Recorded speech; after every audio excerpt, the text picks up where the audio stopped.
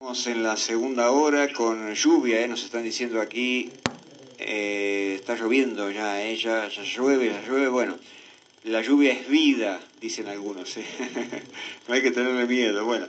Y estamos ingresando al segmento de la Asociación Cultural Belgraniana, donde siempre tenemos algo para aprender, para atesorar. Ya por eso lo saludo al profesor Germán López. ¿Qué tal, profe? Buenas tardes, bienvenido al mes de septiembre. ¿Qué tal, Mario? Buenas tardes. Un placer estar nuevamente en tu programa y un saludo a toda tu audiencia. Bueno, habíamos sellado el lunes pasado todo ese ciclo maravilloso donde vos estuviste hablando de los jesuitas y toda esa formidable cadena de aportes, ¿no?, que hizo socialmente y culturalmente. ¿Y ahora con qué iniciamos, profe? ¿Con qué arrancamos hoy?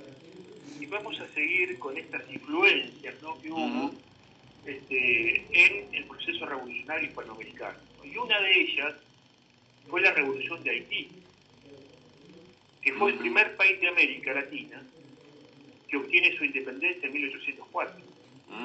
Por eso le pusimos el título Haití, la verdadera Revolución Francesa. Sí, Porque Haití era una colonia francesa. Ajá, sí. Y primero fue española.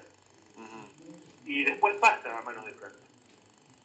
Y decimos que fue una revolución muy particular porque fue la primera república que surge de la esclavitud.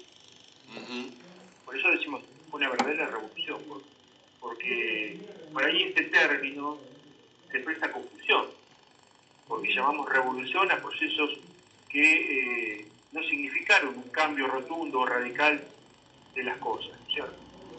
En cambio, en Haití sí, en Haití significó un cambio radical de las estructuras sociales. Los esclavos pasan de ser esclavos a tener su propio gobierno. Y para hacer esto tuvieron que enfrentar el avance español en un primer momento, combatir contra el ejército inglés con una expedición de 60.000 hombres, y el ejército francés también, enviado por Napoleón, que una expedición en torno también a los 60.000 hombres. Y esto nos permite apreciar la magnitud del proceso, ¿cierto? Y siempre hablamos de las diferentes influencias ideológicas que tuvo el proceso independentista en Panamá. Pero muy poco se habla de esta influencia, ¿no? La revolución de Haití no se puede soslayar.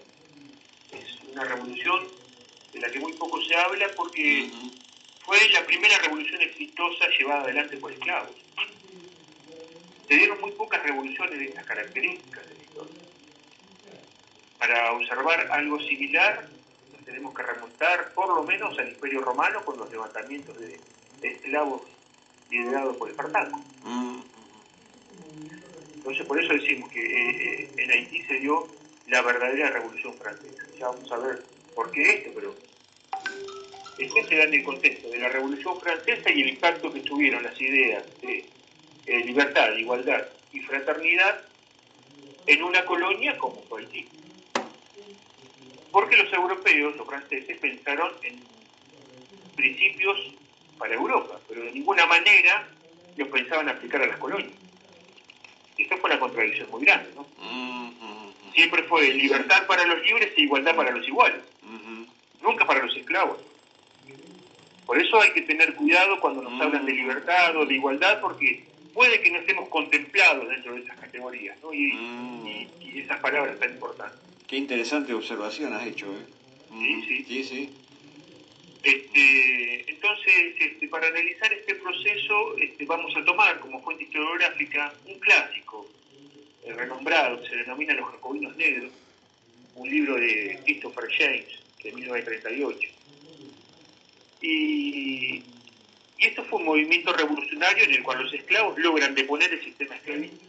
¿Cierto? Los esclavos de la colonia francesa de Santo Domingo, del Caribe, se van a rebelar en contra de uno de los más estrictos regímenes esclavistas de toda América, al final de la cual los esclavos de Santo Domingo se convirtieron en los ciudadanos libres de la República de Haití. Y cuando decimos un régimen esclavista estricto, estamos hablando de que los franceses son muy civilizados, pero cuando actúan en las colonias son temibles por su barbarie, no por que actúan. y los procedimientos violentos que aplican. Sí, sí, sí. Y en un principio esta isla fue conquistada por los españoles. Fue el lugar donde por primera vez llega Colón a América. Esta isla fue llamada durante mucho tiempo la Española. Originariamente habitada por indios taínos. Este pueblo, en muy poco tiempo, en contacto con los españoles, debido al maltrato, matanzas, las enfermedades, fue un pueblo diezmado, ¿cierto? Y es en este lugar, en 1511, cuando se produjo uno de los acontecimientos más relevantes y con mayor repercusión moral, social y política, podríamos decir, de la historia moderna. Porque en lo que hoy es República Dominicana, un fraile dominico, Antón de Montesino, predica un sermón diciendo: yo soy la voz de Cristo en el desierto de esta isla. Es decir, ante la brutalidad con que los conquistadores españoles trataban a los indios, Montesino en este sermón les dice: digan con qué derecho y con qué justicia tienen en tan cruel y horrible servidumbre a estos indios. ¿Con qué derechos lo tienen tan opresos y fatigados? ¿No están obligados a amarlos como a nosotros mismos? Tengan por cierto que en el estado en que están sus almas no se van a salvar. Eso le dice a los conquistadores. Sí, sí, claro. Bueno, a este sermón se lo denominó el primer grito de libertad en tierras americanas. Cuando Montesino pregunta: ¿no están obligados ustedes a amarlos como a nosotros mismos? Es una interpelación muy fuerte, porque para que esto ocurra debían ser considerados seres humanos. Sí, sí, sí. ¿Y cuándo se da este debate? Bueno, se da en Valladolid, entre 1520 y 1521, que fue el famoso debate de Valladolid, donde Carlos V detiene la conquista y se debate sobre si la conquista era legítima. Ningún imperio había hecho eso, nunca. Y si se podía hacer la guerra justa y si los indígenas tenían alma o no. El famoso debate, ¿no? Si tenían, Claro, el debate de Valladolid. si tenían alma o eran una cosa, digamos, ¿no? Eran una cosa. En ese debate, ahí entra un fraile dominico, Bartolomé de las Casas, defendiendo a los indios, y Ginés de Sepúlveda defendiendo las ideas de legitimidad de la conquista. Y a este debate lo gana Bartolomé de las Casas. Y acá se llega a la conclusión de que los indios tienen alma, y que por eso eran seres humanos y por lo tanto no era legal esclavizarlos. Qué debate, qué bárbaro. Es un debate, es un debate. Una cosa, mirando a la distancia parece que hasta absurdo, ¿no? Pero hay que ubicarse en ese contexto. Claro. Por eso este debate se toma como el origen de los derechos humanos, llamado en ese momento derechos de gente. Le tendríamos que dedicar un programa a este debate. Sí. Porque de acá surgen las leyes de India y las leyes de protección a los indígenas. Los abusos continuaron, por supuesto, los abusos continuaron, pero ya no eran legales. Y hubo gente condenada por esos abusos. Ahora, no ocurría lo mismo con los negros esclavos traídos de África, que se consideraban que no tenían alma, y que por eso era legítimo y legal esclavizarlos. Porque si no tenían alma, eran como un animal, se los podía comprar y vender. Claro. Y la contradicción de Bartolomé de las Casas es que defendía a los indígenas con el argumento de que sí tenían alma y que por eso no se los podía esclavizar, y decía que para proteger a los indios se podía traer negros esclavizados de África. Una contradicción enorme en Bartolomé de las Casas. Y así comienza el comercio de esclavos en el Caribe principalmente, ¿no? Porque era donde más mano de obra se necesitaba para el trabajo en las plantaciones de azúcar. También los hubo en Brasil y Estados Unidos, pero el Caribe demandaba muchísima mano de obra. Y para el 1600 comienza a haber una presencia de los franceses que poco a poco se va a ir apoderando de la mitad de la isla de Español, en lo que hoy es Haití, República Dominicana, ¿no? De tal suerte que la parte occidental de la isla Haití queda en manos francesas y la parte oriental en manos españolas. Y se calcula que más de 11 millones de africanos fueron hacinados en los barcos negreros. en todo este periodo, ¿no? Que surcaban la costa de África Occidental. Alrededor de 10 millones sobrevivieron a esta travesía, ¿no? Y llegaron a América. Y esto va a modificar 3 continentes, va a modificar a África, va a modificar a Europa y a América. Particularmente a América porque se introduce otra cosmovisión que nos va a constituir a nosotros como criollos también, ¿no? En un largo proceso de aprendizaje, que es la cosmovisión afro. Bueno, las condiciones de sufrimiento y tortura que fueron traídos en esos barcos negreros son inenarrables, ¿sí? Para 1789 en la isla había medio millón de esclavos.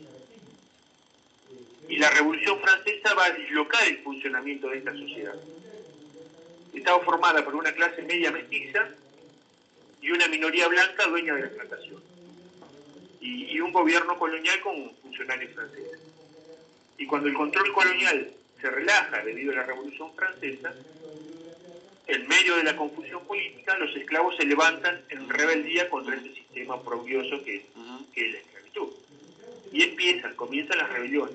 Primero en el norte, y al cabo de un mes ya se habían unido a la revuelta 40.000 esclavos. Bueno, la violencia que utilizaron fue directamente proporcional a lo que los blancos utilizaron y lo contrario. Claro. Y el líder de la revuelta fue Toussaint Louverture, un ex esclavo que era un genio militar, ¿no? El cual se lo denominó como el Napoleón Negro. Bueno, esta revuelta entonces se da en esta coyuntura. Pero como es lógico, ya venía de un largo proceso de resistencia. ¿No? Nadie naturaliza ser un esclavo, ¿cierto? Nadie se resigna, pero no encontraban la oportunidad. Y para comprender cómo se da esta revolución tenemos que explicar cómo era la vida de un esclavo en las plantaciones. Que no era la misma vida que llevaban otros esclavos en otros lugares. Por ejemplo, no podemos comparar un esclavo que trabajaba en el servicio doméstico en el virreinato del Río de la Plata con el que trabajaba en las plantaciones. La vida de un esclavo y otro era totalmente diferente. Los esclavos eran secuestrados y traídos en los barcos negreros. Hay todo un debate de si los europeos organizaban expediciones y se introducían en territorio africano, o si eran los mismos jefes de las tribus que cuando combatían entre sí, entre una tribu y otra, una vencía y vendía como esclavos a los prisioneros vencidos. Por lo tanto, los europeos solo tenían que llegar a las costas y buscar la mercancía, ¿no? Entre muchas comillas. Bueno, y la vida en un barco negrero era un infierno. Un infierno con todas las letras. No había un lugar peor en el mundo que un barco negro. Y acá voy a citar a Christopher James, que dice: dentro de los barcos se comprimía a los esclavos en galerías escalonadas, las unas sobre las otras. A cada uno le era concedido un espacio de apenas 1,5 metros de largo por 1 metro de alto, de manera que no pudiera ni estirarse a lo largo ni sentarse erguido. Contrariamente a las mentiras tan pertinazmente difundidas a propósito de la docilidad de los negros, las revueltas en el puerto de embarque y a bordo de los navíos eran incesantes, por lo que los esclavos se los encadenaban, la mano derecha a la pierna derecha, la mano izquierda a la pierna izquierda, enganchándolos en fila a largas vigas de hierro. En esta posición subsistían durante el viaje, solo irguiéndose una vez al día para hacer un poco de ejercicio y permitir que los marineros limpiasen el cubito. Pero cuando el cargamento se rebelaba y el tiempo no era bueno, permanecían encerrados durante semanas. La estrecha proximidad de tantos cuerpos desnudos, la carne amoratada y ulcerada, el aire fétido, la disentería reinante, la basura acumulada, convertía estas guaridas en un infierno. Durante las tormentas se cerraban las escotillas y en la densa, odiosa oscuridad se precipitaban de un lado a otro dentro del barco que cabeceaba entre las olas, sujeto por las cadenas sobre su carne sanguinolienta. Ningún lugar sobre la tierra, observó un escritor de la época, acumulaba tanta miseria como el compartimiento de carga de un barco negrero. Esto es solo un fragmento de la descripción que hace James. El trato que se les hacía cuando llegaba al puerto también eran de un vejamen permanente. Y luego el trabajo en las plantaciones. Tenemos, Mario, la rabia contenida por generaciones y generaciones de esas personas, ¿no es cierto? Había un código de negros, que fue un intento de Luis XVI para darle un trato digno, que por supuesto no se cumplía. No nos olvidemos que no eran considerados humanos. Claro, era un objeto, una cosa. Claro, una cosa. Pero el autor dice, eran seres invenciblemente humanos, con la inteligencia y el resentimiento de los seres humanos.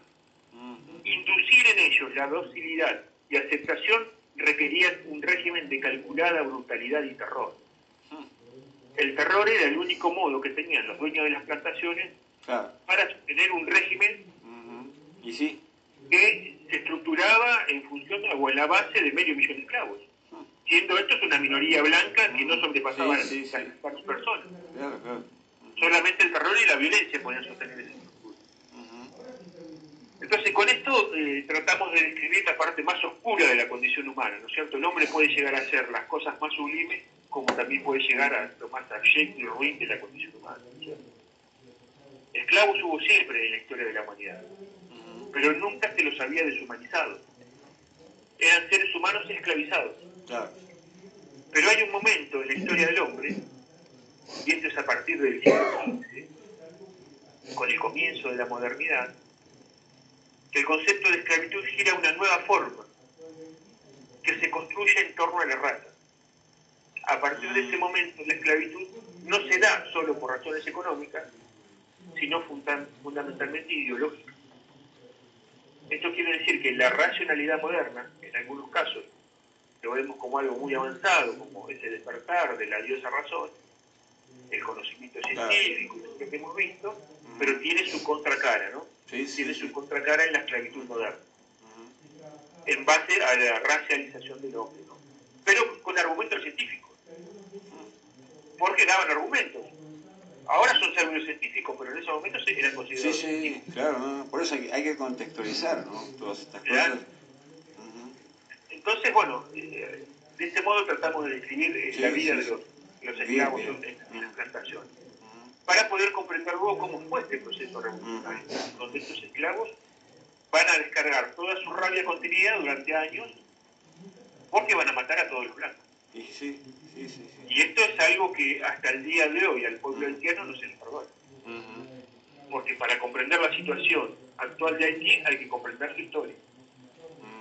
Exactamente, sí. ¿Cierto? Bueno, y el esclavo era sumamente inteligente. Un colono, en 1784, escribió: ningún tipo humano posee más inteligencia. Su libro fue prohibido inmediatamente, por supuesto. Pero no todos los esclavos pasaron por este régimen. Una pequeña casta privilegiada que trabajaba generalmente en el servicio doméstico. Y algunos de ellos, no todos, aprovechaban para instruir, obtener cierta educación, aprender cuanto podían.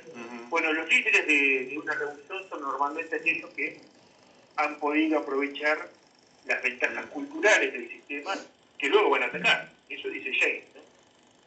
Y la revolución de Santo Domingo no fue una excepción a esto.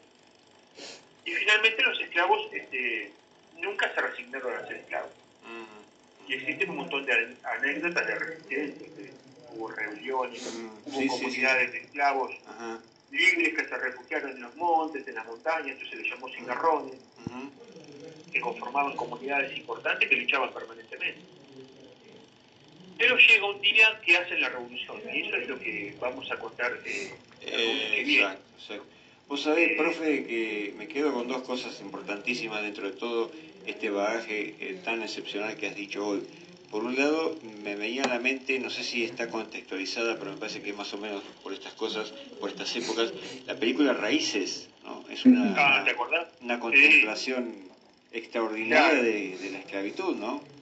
Claro. En Centroamérica, ¿verdad? Claro, se ve la esclavitud en las plantaciones. Claro. Y después... Sí, Mario, sí. No, y después me venía otra imagen de la guerra de liberación de Argelia, ¿no? Donde también se dieron atrocidades impresionantes, y ahí se concatena lo que vos decías de el terrorismo de Estado francés, ¿no? Que no es nada, nada bonito de sobrellevar. Que las mismas técnicas de tortura después fueron aplicadas acá. Sí, muchos argentinos fueron allá a instruirse. Exactamente. Sí. Bueno, el refinamiento francés en ese sentido, ellos, como te decía recién, son muy civilizados, pero Sí. en las colonias son unos bárbaros. ¿Cierto? Es un tema. Profe... Bueno, Mario, entonces, ya para terminar, cuando hay un momento en que llega a manos de un esclavo un libro de un sacerdote francés, el abad Raynal, que decía: si solo el interés propio prevalece en las naciones y sus dueños, existe otro poder. La naturaleza habla en tonos más elevados que la filosofía y el propio interés. Y esto era lo que leía el líder de la revolución. Y mirá qué interesante esto, Mario, de que la naturaleza habla en tonos más elevados que la filosofía. Porque es necesario volver al derecho natural. Sí. Tan cuestionado hoy, ¿no? Cuando para justificar algunas aberraciones postmodernas te dicen que el derecho natural pertenece al ámbito de la religión. Estas personas que dicen eso hoy justificarían también la esclavitud. Hay que volver al derecho natural. El derecho natural es el que abolió la esclavitud, y en base al derecho natural se pudo condenar a los jerarcas nazis. Claro, y hoy las visiones postmodernas te dicen que el derecho natural pertenece al ámbito de la teología cristiana. Bueno, Mario, el lunes que viene vamos a seguir analizando esta revolución que fue de gran impacto en toda Hispanoamérica, sobre todo para un sector social que fueron los esclavos, y donde las consecuencias de esta revolución se podían expandir. Dejamos abierto entonces el tema.